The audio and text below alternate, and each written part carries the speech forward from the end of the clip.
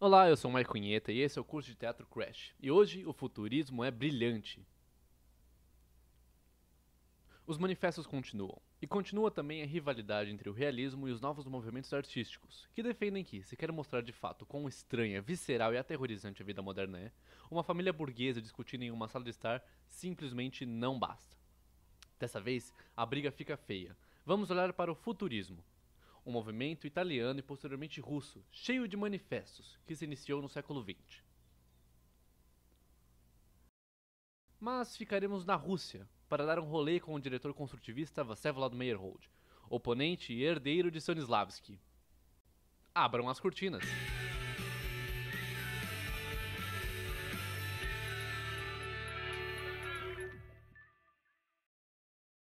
Futurismo é um movimento italiano que começou na França.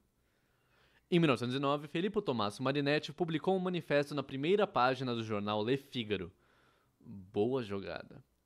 O manifesto falava de uma arte que seria tão rápida, emocionante, mecânica e masculina quanto uma corrida de carros. Posteriormente, Marinetti chamou essa ideia de automobilismo. A arte, como escreveu, não pode ser nada além de violência, crueldade e injustiça. Ele idealizou uma arte que canta o amor por perigo, o clamor por energia e imprudência. E tudo bem, quer dizer, isso pode até soar um pouco divertido, mas Marinetti também quis uma arte que glorificava a guerra, a única purificação do mundo. Militarismo, patriotismo, a beleza do ato de morrer por uma ideia e o desprezo pela mulher.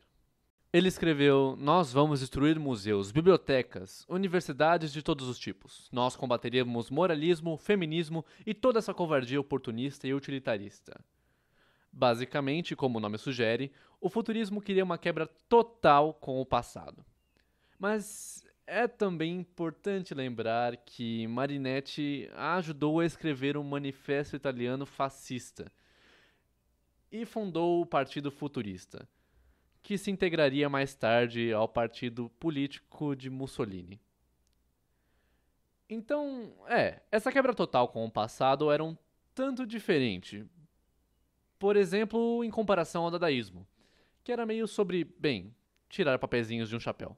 O futurismo era aquele raro movimento artístico que acolhia a guerra, e muitos artistas futuristas se animaram quando Mussolini apareceu. Futurismo se tornou inclusive o estilo de decoração das casas italianas fascistas. Agora você pode até estar pensando, que otário! Bom, Marinetti não se importa. Ele escreve: Você tem objeções? Chega, chega, nós sabemos delas. Já entendemos, mas quem liga? Nós não queremos entender. Ai daqueles que disserem essas palavras infames para nós de novo. Marinetti se daria muito bem no Twitter. Mas então, como o teatro futurista era? Definitivamente não era realista. Marinetti expressava seu desgosto pela reconstrução histórica, pela plágio e reproduções fotográficas do nosso dia a dia. Os futuristas deram adeus a tudo isso. A primeira peça futurista foi Poupées électriques, ou Bonecas Elétricas, uma peça sobre um casal jovem burguês e seus iguais robôs. Marinetti recitou seu manifesto no meio dela. A audiência detestou. Realmente odiaram. No segundo ato, ele incluiu um monte de sons nojentos de gestão. Todos vaiaram. Futuristas também gostavam do music hall e do teatro de variedades. Marinetti escreveu que os autores, atores e técnicas do teatro de variedades existiam e triunfavam apenas por uma razão: para incessantemente inventar novas maneiras de causar admiração. Eles produziam tardes de variedades chamados saraus, como no dadaísmo, porém menos interativos. Essas tardes tinham música, poesia e, adivinhem só, mais manifesto. No futurismo, os manifestos eram também uma forma de arte. Haviam peças chamadas síntese. As ideias dessa síntese eram de que eram bem curtos e rápidos. Há um chamado detonação, cujo personagem principal é uma bala. Tipo, uma bala de verdade, de uma arma de verdade. Ninguém numa fantasia de munição, apenas um cara com uma pistola e uma bala dentro. A ideia de Marinetti era de pegar obras tradicionais como Otelos e diminuí-las em pequenas peças de apenas 1 minuto. Inveja, lenço, adultério, estrangulamento, uau! Eficiente. Marinetti era absolutamente contra o realismo psicológico e, em vez disso, promovia o que ele chamava de fiscofolia, um tipo maluco de movimento corporal. Outra coisa importante sobre o teatro futurista era de que a plateia deveria entrar na ação, mas não voluntariamente, nem alegremente. Para conseguir algum desses espectadores, Marinette tinha algumas ideias. Passe uma cola poderosa em algum dos assentos, ele escreveu, para que o espectador ou espectadora fique grudado e fará todos rirem. Venda o mesmo ingresso para 10 pessoas. Cause engarrafamentos, brigas, encrencas. Ofereça ingressos grátis para os mais notoriamente irritáveis, desequilibrados e excêntricos, mais prováveis de causarem alvoroço com gestos obscenos, beliscões em mulheres e outras aberrações. Jogue pó nos assentos para que se coçem, espirrem, etc. Marinette era uma pessoa ruim. O futurismo acabou indo para a Rússia, porém com um ideal muito diferente lá. Mais literário, mais filosófico. Mesmo assim, o futurismo russo ainda queria uma quebra total com o passado e abraçar a modernidade. Nem sinal de fascismo aqui, entretanto. O futurismo russo teve muito mais influência do comunismo e do Estado soviético. Deixe um palpite sobre a teoria da ferradura aqui. Em Um Tapa na Cara do Gosto Público, um manifesto de 1912, escrito também por Vladimir Mayakovsky, os futuristas russos disseram que deveríamos fazer Pushkin, Dostoiévski, Tolstói, etc, etc, andarem na prancha do navio da modernidade. Mayakovsky era, além disso, contra a matança da Primeira Guerra, uma mudança legal de ares. Russos futuristas queriam novas palavras e novas formas, e não ligavam se a plateia os vaiasse. Os anos mais efervescentes do futurismo foram antes da Revolução Russa, mas sua performance no teatro mais famosa aconteceu depois, quando o teatro de vanguarda e os políticos vanguardistas tiveram uma breve lua de mel. Nos ajuda aí, balão de pensamento. Em 1917, durante a Revolução de Outubro, que na verdade aconteceu em novembro, um grupo de bolcheviques tomaram o Palácio de Inverno, onde o governo provisório estava se reunindo. Originalmente, o palácio era defendido por 3.000 soldados, mas a maioria deles fugiu quando os bolcheviques chegaram. Então não foi exatamente uma épica batalha. 3 anos depois, em 1920, o diretor Nikolai Evreynov fez uma peça sobre a tempestade do Palácio de Inverno. Um show de noite inteira, realizado no local, na frente de mais de 100.000 pessoas. Tinha mais de 2.500 artistas, incluindo toda a classe de balé imperial e um monte de tanques em carros blindados. Essa não era exatamente uma reencenação, ou era uma reencenação de jeito mais bolchevique. Ignorou a maioria dos detalhes do evento real, como o fato de ter acontecido durante o dia, e que eles quase não tinham oposição. Atores fazendo papel de trabalhadores se reuniram em um palco vermelho na esquerda e os outros interpretando o governo ficaram num palco branco, na direita. Então os trabalhadores invadem o palco branco gritando Lenin! Lenin! Houve uma perseguição de carro e teatro de sombras nos arredores do palácio. A apresentação terminou com uma bala de canhão sendo disparada de um navio e fogos de artifício. Lenin para todos.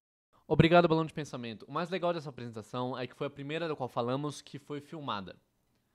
Obviamente, essa é uma performance muito mais longa do que a maioria das obras futuristas, mas não lembra da quebra total com o passado, a abraçar a tecnologia moderna, armas modernas e a política revolucionária.